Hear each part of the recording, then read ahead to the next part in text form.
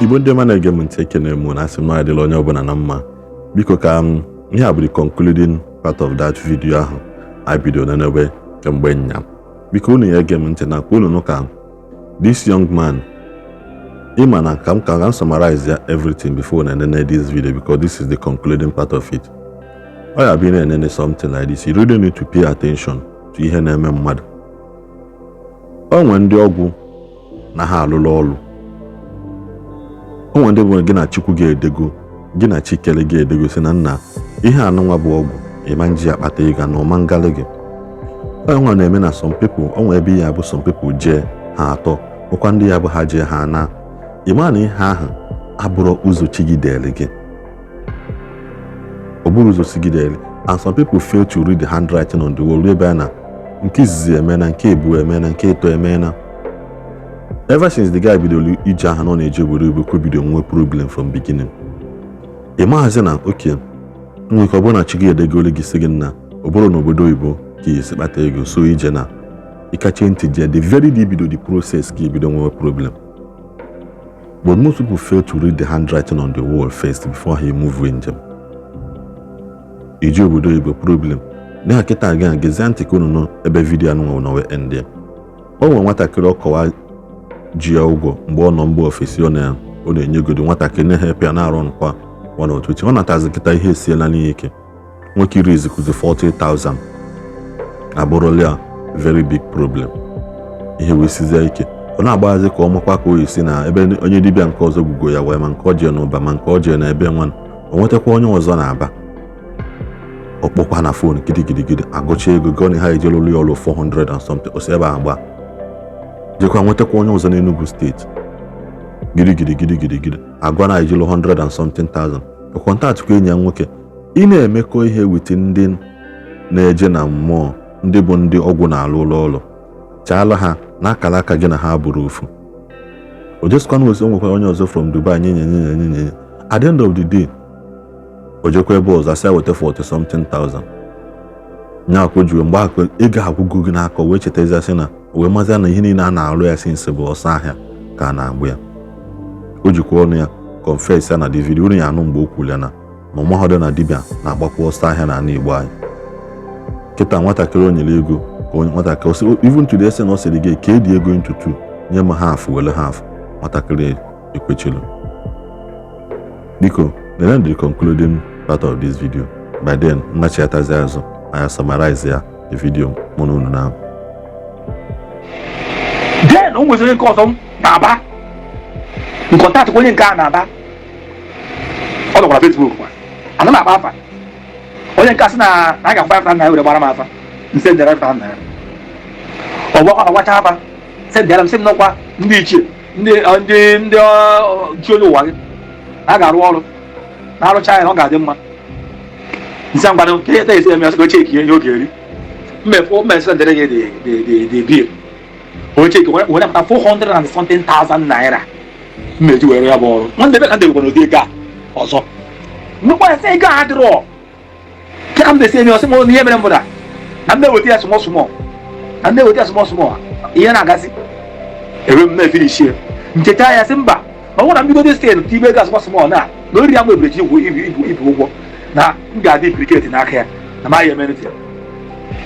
ngwa ezi ihe mezi mbụ mezere mebere ka m nweta ego n'ogbe biznes m ji n'aka ọ nwere ego ka ọ nwere ego bere m ga-abịa kwọ dị mọn emere m ditin ọsị m oke ka a na-emere ọ na-eme ekpere ọ sị na ya na-eme ekpere na ọ ga-adịrị m na mma na m na-enweta ego bịa rụọ ya bụ ọrụ n'ebe a ka anyị nọ nwanne gịrị ka ka m na-agbado na biznes nke m mere eme ego dibịa ego moto m mere m tinyere na the business TV ego moto m na other place amadị m ga-eme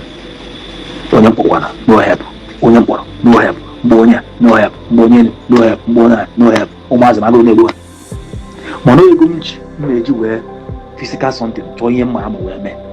mgbe na-agbagharị ihe ndị a niile. So onye nke a gaa mgbe emechaa bụ ya sị adị wepụrụ eji m ụgwọ nwatakịrị nwaanyị kedu ihe a ga-eme ka nata ya ego m. Ọ gbanyere na ọ rụrụ m ọrụ ọ na-agara m ozi mgbe m nọ na mgbago wee nye so obere gasị ya jidere m ka m batakwara nọ ebu m n'obi ọbụ na ome ezigbo mmedị mana nke anya n'obi m mana abatasịrị bụ ọ na-akpa agwa ọjọọ irezi okwu m ori mụ na o jekwara m ụgwọ ya na asaba 430,000 naira enwere chọpụta na ụlọ 100,something,000 ego ejenti ọ kwuru na ego ejenti ndị ejenti si na infọmeshọn gaa na ọ bụrụ otu ahụ zuru eme nwatakịrị eri m sị otu onye aka ị ga-anụ nwatakịrị bido tret na m bido mere ihe dị iche iche sị mba ka mụ akwụ ọsọ n'oge ọsọ aka nna gbaghị nwatakịrị si isi ego mmecha gwa ya sị mba ka ego ahụ zoro abụ bikọs na maya gbọcha gị aka na ozi ndị gara m kere m ego ahụ zoro abụ jide ha afụnye m ha ka m nwere ti na biznes nna nwatakịrị jụ ọ bụ dị today nwatakịrị abụọ so mgbakwụrụ ndị dị mmadụ kpọọ ya nke abaa sị ndị nene na ndị ji m ụgwọ ọ bụrụ otu nwanne ga na ga-eje were ọrụ ọsị na ya ga-enene na ya nenezie na mara ya ga-eme ụzọ na mechakwa m sị na nwatakịrị nwaanyị na mkwere nkwọ ọnụ na afọ asa mkwere nkwọ ọnụ akpụ ego a esi ndị agbara na mkwere nkwọ nso o gbawa nkịtị si na ego nke ntara afọ mmụọ yi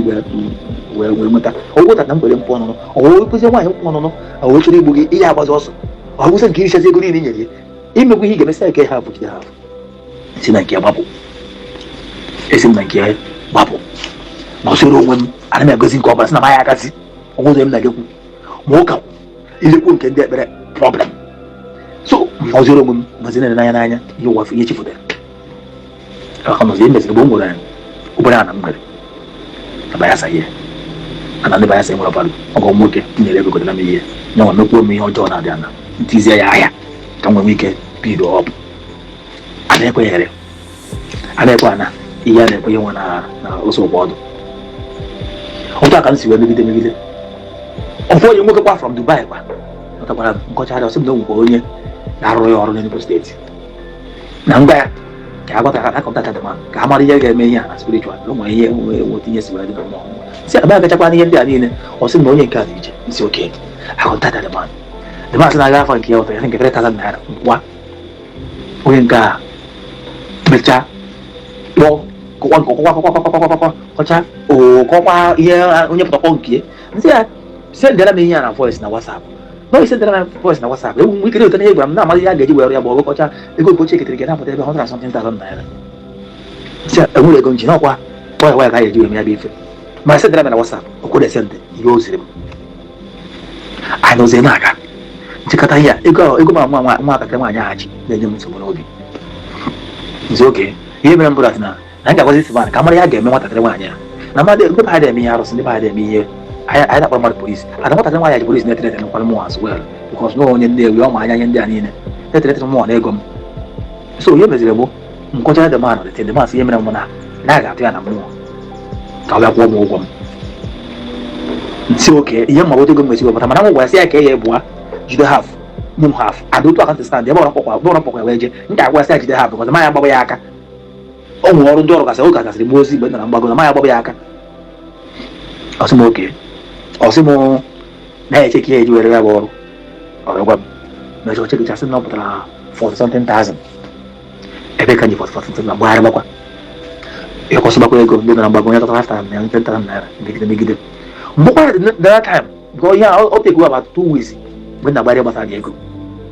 nsị a ga-ezi iche ketara na ihe anyị pụrụ anyị ga-eji wee rụọ ọrụ akpakpọ nwa na fon ọsị ya gịnị ka m gbatịrị gị mgbe ha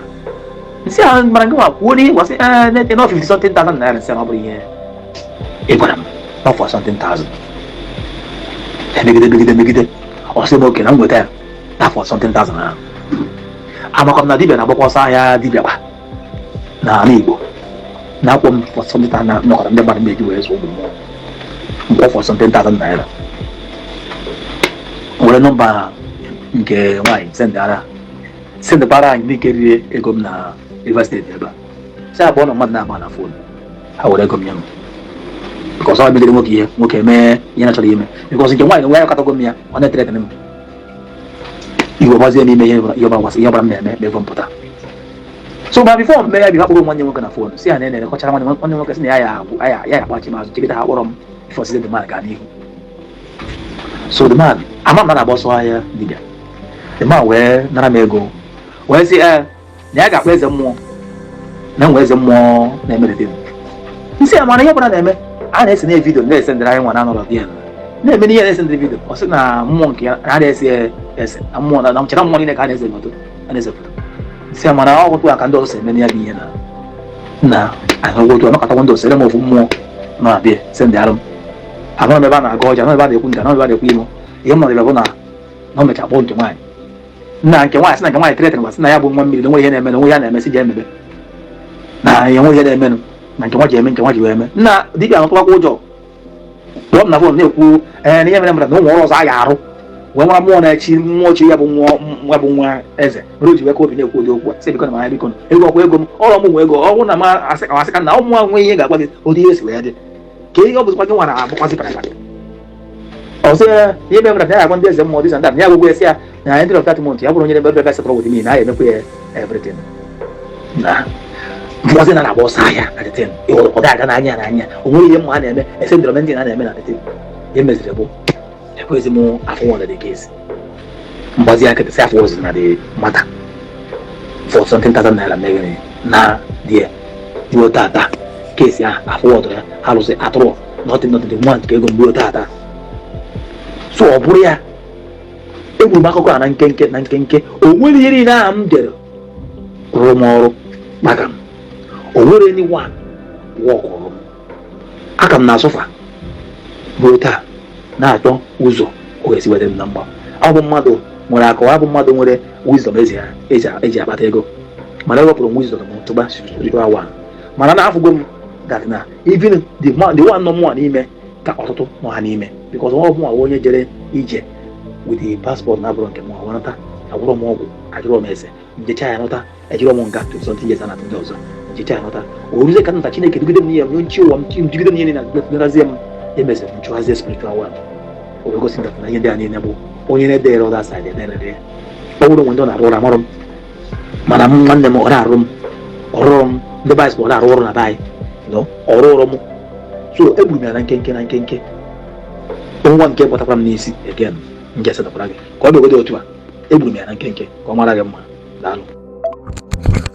Welcome back my people.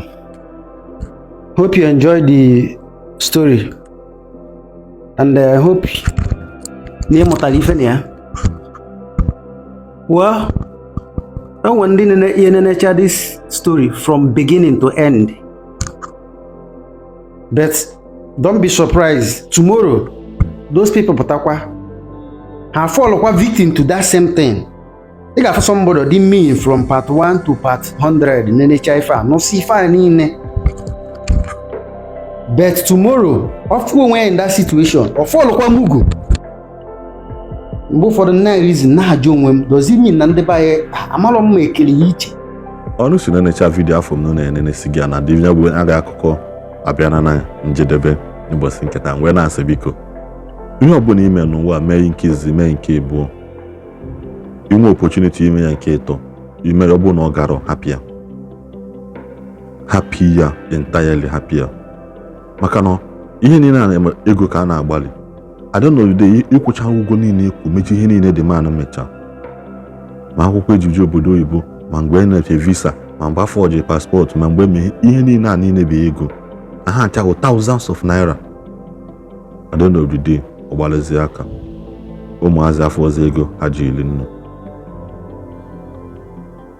ọ bụrụ na ime ya ọkwe ha aga ịchọọ n'ụzọ ọzọ mana Chukwu na-asị gị na come back to God bịa ụka o nwego ndụbọ ndị niile eme omenala